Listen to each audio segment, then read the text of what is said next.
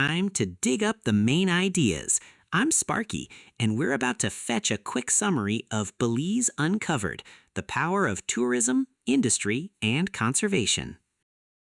To understand the heart of the Belizean economy, you have to look towards its coastlines, its jungles, and its ancient ruins.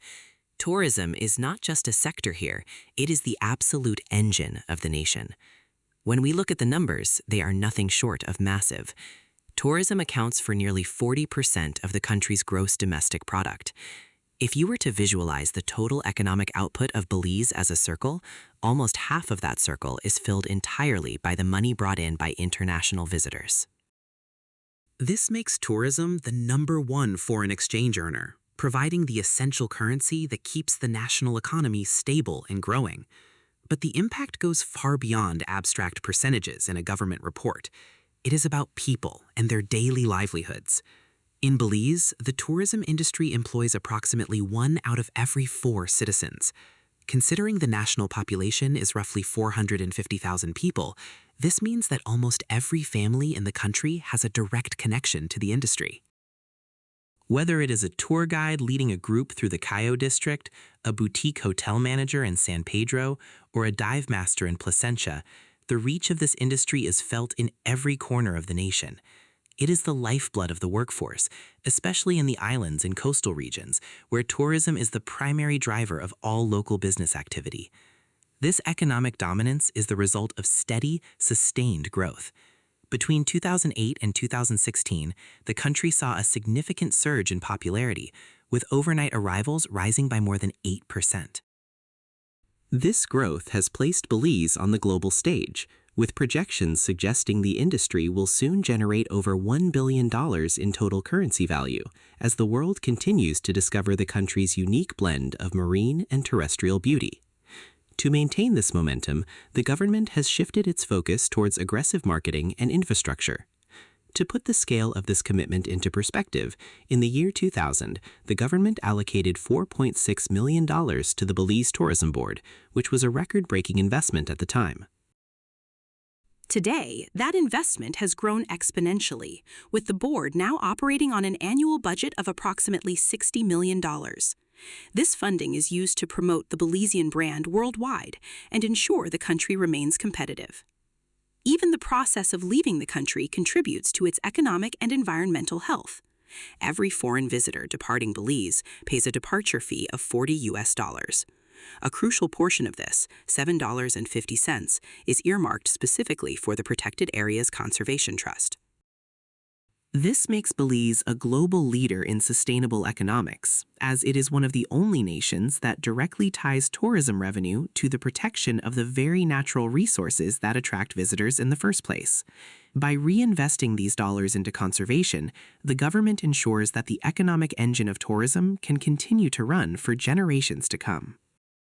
Belize's identity is inextricably linked to the Caribbean Sea, and when we look at the high-value marine tourism sector, we see why it is the primary engine of the nation's economy. While the mainland offers incredible history and biodiversity, the ocean is the first thing most visitors want to buy into when they plan their trip. This sector is not just popular, it is a high-expense market driven by enthusiasts who are willing to pay a premium for world-class experiences in the reefs and the famous Blue Hole.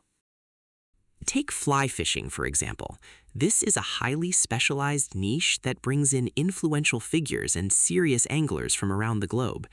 In professional operations, you might see 20 boats heading out at dawn, with a single angler per boat to ensure the best possible experience. Each of these guests is paying upwards of $600 US per day, often booking for a full week at a time. Interestingly, the fly fishing community is known for being very specific about their craft. These anglers are purists who generally will not touch deep-sea rods or traditional reels. They are there strictly for the technical challenge of the fly, making them a very distinct and loyal market segment. Then we have the deep-sea angling sector, which operates at an even higher price point. Hiring a boat for deep-sea fishing can easily cost a tourist over $1,000 US for a single day. These visitors are targeting high-speed, powerful fish like marlin, wahoo, and tuna. This creates a massive influx of foreign currency because every aspect of the trip, from the specialized gear to the fuel and expert guidance, represents a significant investment. Scuba diving is equally lucrative. With Belize being home to an extensive barrier reef, diving is a constant draw. That's an interesting point regarding the exit fees. While there have been various proposals to adjust departure taxes, the current fees for international tourists are significantly higher than 20 Belize dollars, as they include mandatory contributions to the Protected Areas Conservation Trust. These funds are vital because they directly support the preservation of the barrier reef and the marine habitats that drive the high-value tourism we're exploring. Maintaining these fees ensures that the environmental impact of visitors is offset by reinvestment in Belize's natural beauty. Now, let's continue with our discussion on the marine sector. Understood. Let's clarify that point regarding departure taxes to ensure we have the most accurate information. While specific fees vary depending on the mode of travel, the primary focus is the mandatory contribution included for the Protected Areas Conservation Trust. This fund is essential for maintaining the health of the marine ecosystems that support the country's high-value fishing and diving industries. By adjusting our focus back to the impact of these funds, we see how vital they are for long-term sustainability. This reinvestment ensures the barrier reef remains a premier global destination for years to come. Now, let's continue with our discussion on the marine sector. Thank you for that detail. While the exit fee for tourists departing by land is indeed 40 Belize dollars, it is important to note that airport departure taxes are much higher. This total includes specialized fees for security and infrastructure, alongside the mandatory contribution to the Protected Areas Conservation Trust. These funds are vital for reinvesting in the country's natural resources. This financial structure ensures the long-term sustainability of the marine ecosystems that make Belize a premier destination for global travelers. Now, let's continue with our discussion on the marine sector. A single diver might pay $200 per session and dive 3 times in one day, meaning they are spending $600 or $700 daily just to be in the water. Because these activities are so expensive, the stakes for service providers are incredibly high. When a tourist spends a week or more at a resort specifically for marine activities, they expect perfect conditions. If the southern winds kick up or the rain makes the sea too rough for fishing or diving, you can end up with guests who are very frustrated because they have invested so much. This is why strategic management is so important. Successful resort owners learn to sell the ocean as the primary draw, but always have the mainland as a backup plan. They might suggest several days on the water, followed by a few days in the jungle lodges of San Ignacio or Cayo to relax and visit archaeological sites.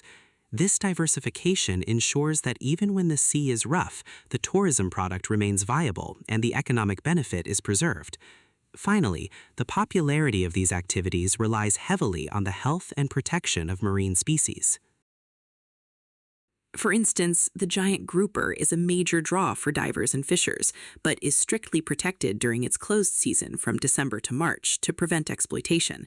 Similarly, landing a powerful fish like a tarpon requires immense technical skill, often leaving even experienced anglers exhausted. By protecting these resources through specific seasons and regulations, Belize ensures that its marine sector remains a premium, high-value destination that can sustain itself for the long term. To understand the current weight and influence of tourism in Belize, it is essential to look at the statistical trajectory the industry took during a critical period of growth between 2008 and 2016. During these 8 years, Belize transitioned from a niche destination into a major player on the global stage. The data from this era tells a story of consistent, robust expansion. Specifically, bona fide tourist arrivals, referring to those visitors who stay overnight rather than just visiting for a few hours, rose by 8.2%. This represents a massive influx of people, with stayover arrivals reaching approximately 200,000 visitors per year. A significant portion of this growth can be traced back to the Philip Goldson International Airport. As the primary gateway for international travelers, the airport saw a 7.3% increase in arrivals during this timeframe. This surge was not accidental.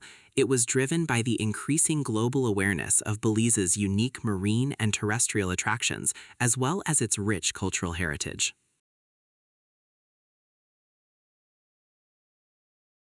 As the numbers climbed, so did the economic expectations. The Minister of Tourism at the time projected that the industry would soon cross the $1 billion threshold in terms of total currency generated by visiting tourists. This highlighted tourism's status as the #1 foreign exchange earner for the country, outperforming all other sectors. If you are looking for the official source of these figures, the Belize Tourism Board, or BTB, maintains a comprehensive archive of statistics. You can access this data at www.belizetourismboard.org.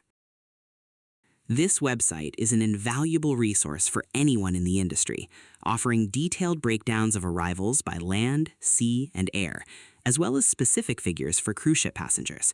By reviewing the data available on the site, you can observe the growth patterns starting from 2001 and 2002, leading up to the significant milestones of 2016 and beyond. The website serves a dual purpose.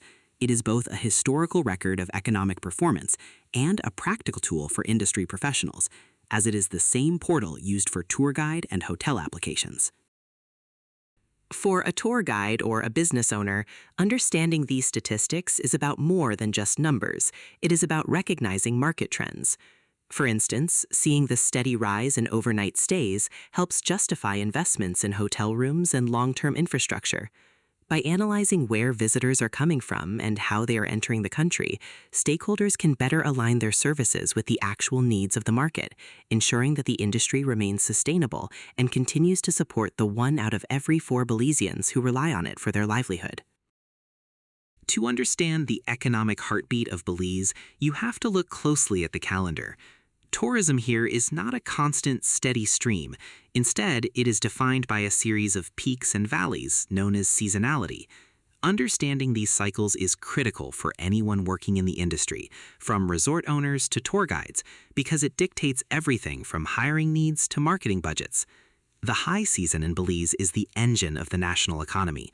It typically kicks off in late November, timed perfectly with the American Thanksgiving holiday. From that point, the momentum builds through December and remains incredibly strong throughout the early months of the year, January, February, March, and April. This is the period when the country is at its busiest, the resorts are at full capacity, and the streets of San Pedro and San Ignacio are buzzing with activity. By the time May arrives, the numbers begin to dip, and the industry transitions into what we call the low season. This dramatic shift happens primarily because Belize is currently heavily reliant on the North American market, specifically travelers from the United States and Canada.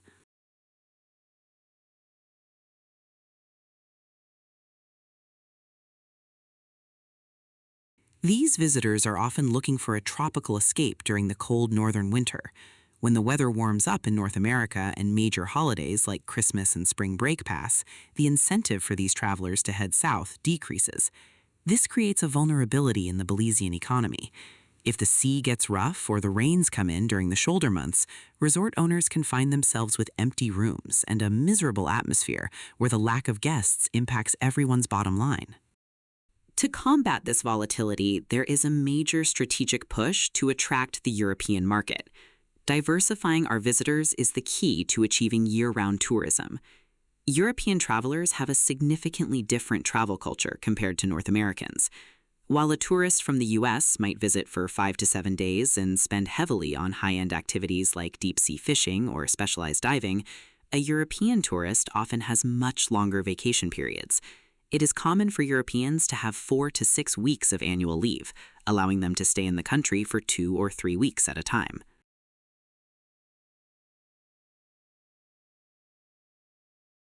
However, capturing this market requires a specific tactical shift, particularly regarding pricing. Because Europeans stay longer, they are often more budget conscious. To attract them during the traditional Belizean low season, the industry must be willing to offer significant discounts and lower prices. The goal is to trade the high daily spend model for a high occupancy model. Even if these visitors spend less per day, their extended stays provide a consistent, reliable revenue stream that can keep businesses operational during the summer and fall months. The Ministry of Tourism is actively working to increase Belize's global profile to bridge this gap. By making Belize a household name in Europe, the industry can move away from its seasonal dependence and toward a future where tourism provides stable, year-round employment for the thousands of Belizeans who depend on it. The government's commitment to expanding tourism is perhaps most visible in its heavy investment in infrastructure and strategic marketing. One of the major projects that has shaped the conversation in recent years is the push for a passenger cruise terminal and a tourist village at Fort Point in Belize City. This initiative represents a larger effort to transform the local economy into one that is diversified and highly attractive to global investors. However, it's worth noting that this rapid growth has not been without its debates. Within the tourism sector, the expansion of cruise facilities has generated significant controversy, highlighting the delicate balance between driving high-volume arrivals and maintaining the quality of the visitor experience that Belize is known for. To support this physical growth, the government has implemented an aggressive marketing strategy designed to elevate the country's profile on the world stage. We can see the scale of this commitment through the budget allocated to the Belize Tourism Board, or the BTB. Years ago, an allocation of $4.6 million was considered a record-breaking investment in promotion. Fast forward to more recent reports, and we see the BTB operating with a staggering annual budget of approximately $60 million. To put that into perspective, consider other critical agencies in the country. The Border Management Agency operates on about $4 million a year, and the National Sports Council receives roughly $7 million. The fact that the Tourism Board receives $60 million, nearly 10 times the amount of other vital sectors, shows just how much the government prioritizes this industry as the nation's primary engine for economic growth. This massive funding is used for a variety of strategic purposes, from global advertising campaigns to hosting large-scale events and concerts that bring international attention to Belizean culture. The ultimate objective, as outlined by the Ministry of Tourism, is for the industry to generate over $1 billion in currency in the near future.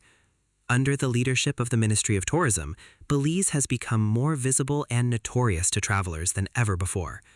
Beyond direct government spending, the state also utilizes special investment incentives and concessions.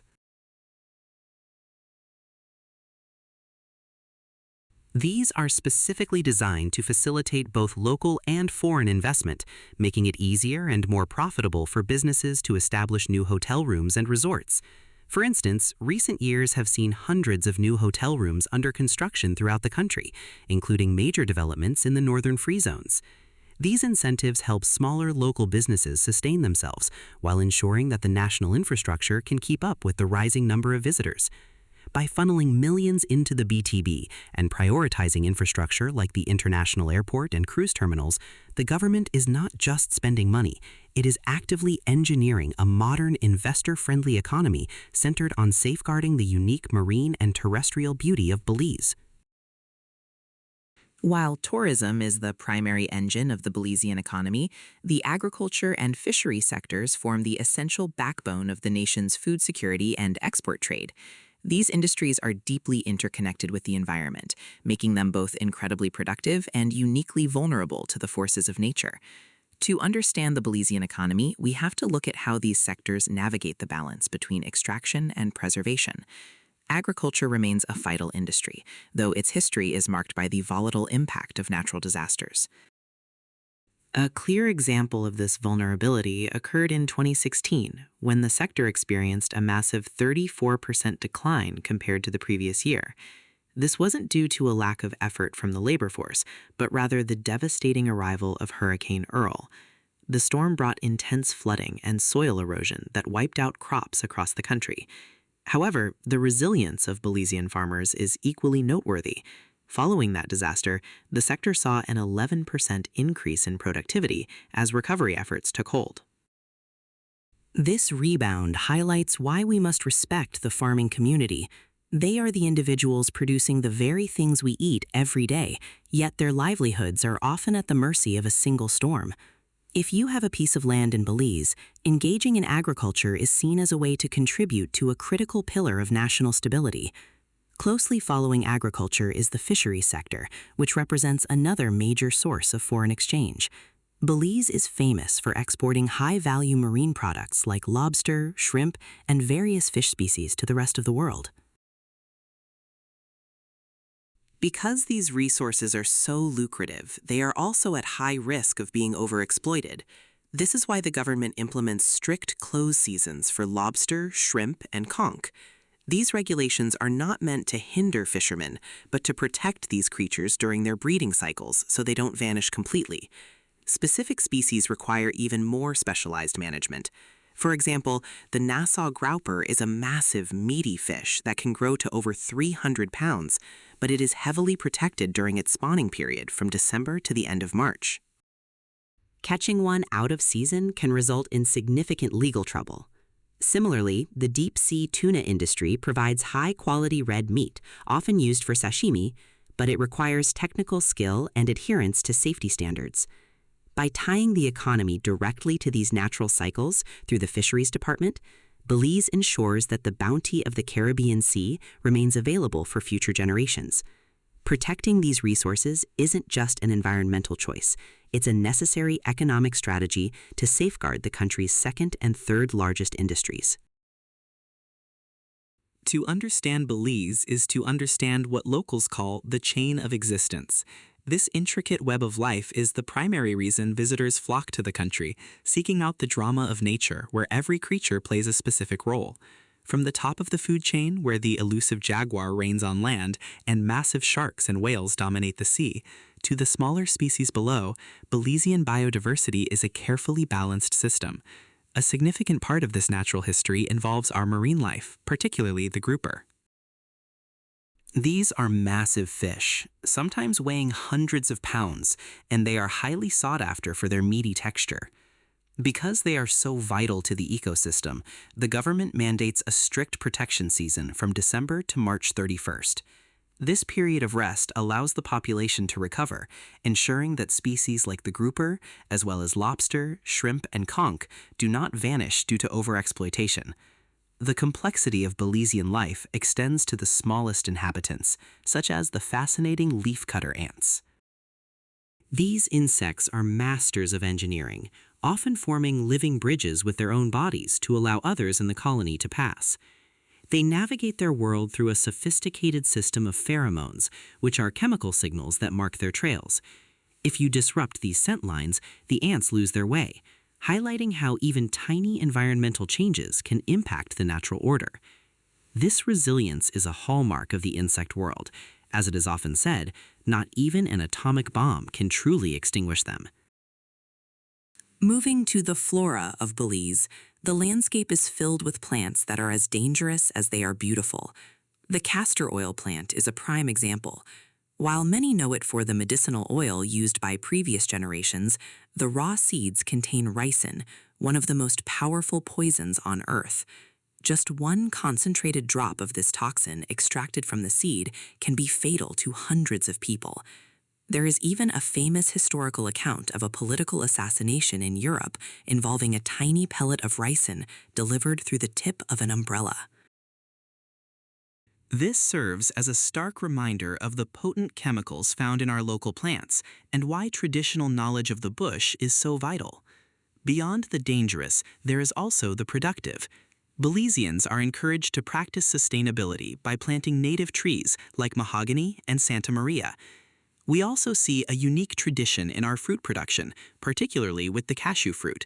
While many enjoy cashew wine, it is technically classified as a liqueur because, in the strict sense of the craft, only grapes produce true wine. Everything else is a fermented liqueur that captures the essence of the local harvest. To keep these terrestrial and marine wonders intact, Belize pioneered a world-class conservation model. A portion of every tourist's departure fee goes directly into the Protected Areas Conservation Trust, or PACT. This ensures that the very money generated by tourism is used to safeguard the wildlife and forests that make Belize a global treasure. This direct link between economic activity and environmental protection is what allows our natural history to remain a living, breathing reality for future generations. To understand the true scale of tourism in Belize, we have to look at it as a vast interconnected network rather than a collection of separate businesses. This ecosystem is built on a hierarchy of roles, ranging from high-level policymakers to the frontline workers who interact with visitors every single day. At the very top of this structure is the Ministry of Tourism. They are the primary body responsible for policymaking, essentially setting the rules and the long-term vision for how the industry operates. It is important to note that the ministry's scope has expanded significantly to include areas like diaspora relations, sports, and youth, reflecting how deeply tourism is woven into the national identity. Working closely with the ministry is the Belize Tourism Board, or BTB. The BTB is what we call a statutory body. This means that while it falls under the ministry's umbrella, it operates with a degree of independence. It is governed by a board that makes strategic decisions on marketing and development, ensuring that the private sector and the government are working in a functional partnership. Alongside the BTB, you have the Belize Tourism Industry Association, or BTIA. Unlike the BTB is a private entity. It represents the interests of business owners and private stakeholders, advocating for proper marketing and industry protection from a non-governmental perspective. As we move through the network, we find the service providers and transportation experts. A critical distinction within this group is the relationship between tour operators and tour guides. If you want to work as a tour guide, you must be licensed, but you typically operate under a tour operator. The operator is the business entity that handles the heavy lifting of logistics. They are responsible for licensing vehicles, maintaining high-value insurance policies, sometimes up to $1 million in coverage, and ensuring all safety equipment, from fire extinguishers to first aid kits, is on board. While a guide provides the expertise and the experience, the operator provides the professional framework that allows the tour to happen safely and legally. Finally, we have the heart of the industry, the frontline personnel. These are the front-of-house individuals who serve as the face of Belize. This group includes everyone from the receptionist at a jungle lodge and the waiter at a local restaurant, to taxi drivers and the tour guides themselves. These are the first people a tourist meets upon arrival, whether it is a warm welcome at the airport or a detailed briefing before a cave expedition. The interactions these professionals provide define the visitor's experience. Every role in this network, from the minister signing a policy to the guide leading a hike, is essential to maintaining the reputation and sustainability of Belizean tourism. Each piece of the network must function together to ensure the industry remains a powerful engine for the country's economy. When we talk about the future of Belize, the conversation inevitably centers on the concept of responsible tourism. This is not just a buzzword or a fancy name for ecotourism. It is the core guiding principle for the Ministry of Tourism and the Belize Tourism Board. They define responsible tourism as a fundamental way of carrying out policy, planning, and development.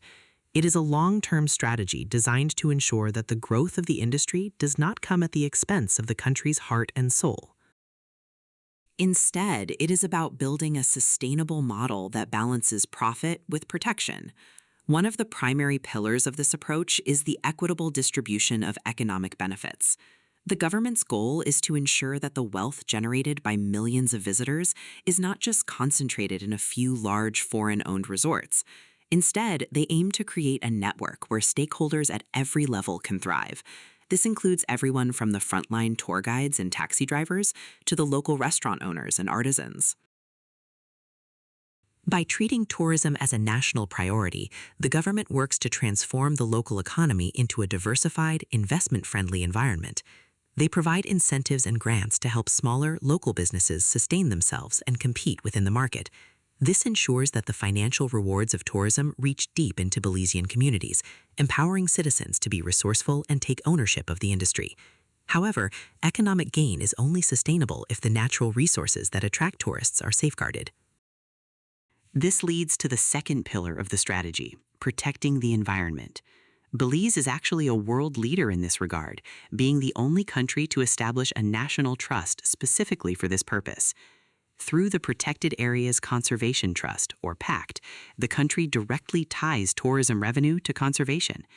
Every visitor leaving the country contributes to this through a departure fee, with a specific portion earmarked for the protection of wildlife, forests, and marine ecosystems. Responsible tourism is a commitment to ensuring that the industry remains a force for good, protecting the natural beauty of Belize while providing a better life for all its people.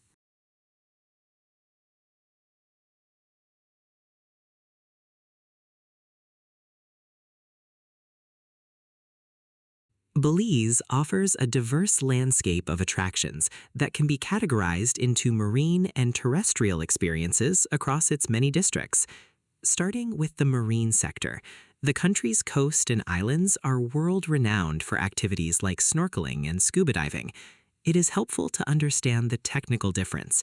Snorkeling allows you to breathe through a tube while staying at the surface, whereas diving involves using a regulator and air tanks to explore deeper underwater environments. This industry is highly professionalized, with levels of expertise ranging from casual divers to dive masters and instructors. For fishing enthusiasts, Belize provides 3 distinct experiences. There is flat fishing in the shallow lagoons between the land and the reef, which is highly sought after by fly fishing experts. Then there is reef fishing for species like snapper and barracuda, and finally deep-sea angling for high-value catches like marlin, wahoo, and tuna. Beyond sports, many tourists enjoy multi-day boating trips on catamarans to explore the remote cais and the open ocean. When we move to the mainland, the terrestrial attractions are defined by a vast network of rivers and jungles. These rivers are divided by region. In the north, the New River is a primary artery for exploration. Central Belize features the Sibun, Belize, Mopan, and Makal rivers, which are the heart of the country's canoeing, kayaking, and rafting activities. In the south, the Monkey River, City River, Mojo River, and Rio Grande provide more secluded environments for wildlife spotting and adventure.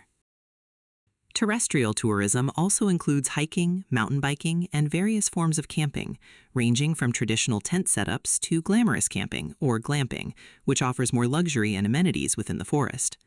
The cave systems of Belize are among the most famous in the world, offering both wet and dry adventures. Cave tubing at Caves Branch is a signature experience, where visitors float through limestone tunnels on inner tubes.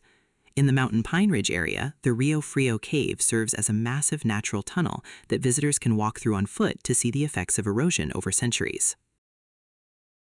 For those interested in history, dry caves like Chekhem Ha contain ancient Maya pottery and ceremonial artifacts.